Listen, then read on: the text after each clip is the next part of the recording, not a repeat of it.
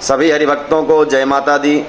नवरात्रि का व्रत हमें किस प्रकार से करना चाहिए? देवी भागवत महापुराण के अंदर आता है, व्यास जी महाराज कहते हैं कि 2 ऋतुएं आती हैं।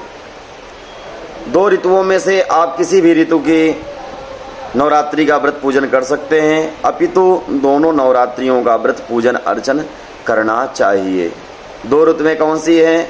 शरद ऋतु और वसंत ऋतु। ये दोनों ऋतुएं ही यम दृष्टा कही गई हैं।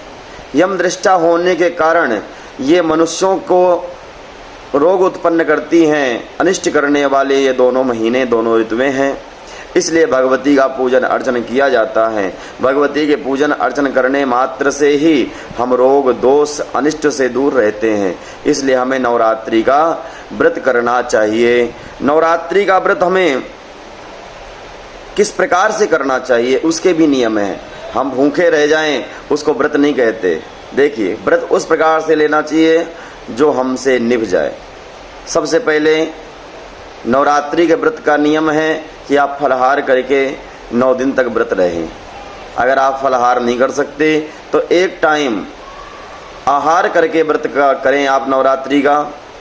अगर वो भी नहीं कर सकते तो आप 3 दिन तक व्रत कर लें, सप्तमी, अष्टमी और नवमी।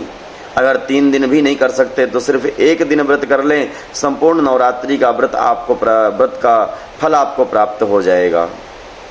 अष्टमी को व्रत कर लें आप। अष्टमी का व्रत करने मात्र से संपूर्ण नवरात्रि के व्रत का आपको फल प्राप्त होगा। इसलिए लेकिन व्रत जरूर करना चाहिए। दूसरा, अनुष्ठान हमें किस प्रकार से करना चाहिए? नवरात्रि में ब्राह्मण को बुला करके, वेदज्ञ ब्राह्मण को बुला करके हमें दुर्गा सप्तशती का पाठ कराना चाहिए। प्रत्येक सनातनीय व्यक्ति को ये करना चाहिए। अगर हम 6 महीने में एक बार नवरात्रि में दुर्गा सप्तशती का पाठ करवाते हैं अपने घर में, उससे हम रोगों से और अनिष्ट से सदैव दूर रहते हैं। धन धान्य की समृद्धि होती है। दुर्गा महारानी की हमारे ऊपर विशेष रूप से कृपा होती है। इसलिए इस व्रत को जरूर करना चाहिए पूजन करके। और हमें कन्या पूजन भी करना चाहिए। जिस प्रकार से मान लो अगर आपने अनुष्ठान कर रखा है तो अनुष्ठान के अंदर नियम है कि प्रथम दिन 1 कन्या का पूजन करें, द्वितीय दिन दूसरे 2 कन्याओं का पूजन करें, तीसरे दिन 3 कन्याओं का पूजन करें, वृद्धि क्रम से 9 दिन में 9 कन्याओं का पूजन करें। अगर मान लो संभवता नहीं है तो आप अष्टमी के दिन भी आप 9 कन्याओं का पूजन कर सकते हैं। अगर मान लीजिए आप व्रत नहीं कर रहे हैं, घर में पूजन अर्चन भी नहीं कर रहे हैं, तो भी 9 कन्याओं को नवमी के दिन या अष्टमी के दिन जरूर भोजन करा के पूजन अर्चन करना चाहिए। अब हमें कौन सी कन्या का पूजन करना चाहिए? मान लीजिए अगर आप ब्राह्मण कुल से हैं तो आपकी ब्राह्मणों की ही कन्याओं का पूजन अर्चन करना चाहिए। दूसरा, अगर आप क्षत्रिय कुल से हैं तो क्षत्रिय और ब्राह्मण की कुल की दोनों ही कुलों की आप कन्याओं का पूजन अर्चन कर सकते हैं।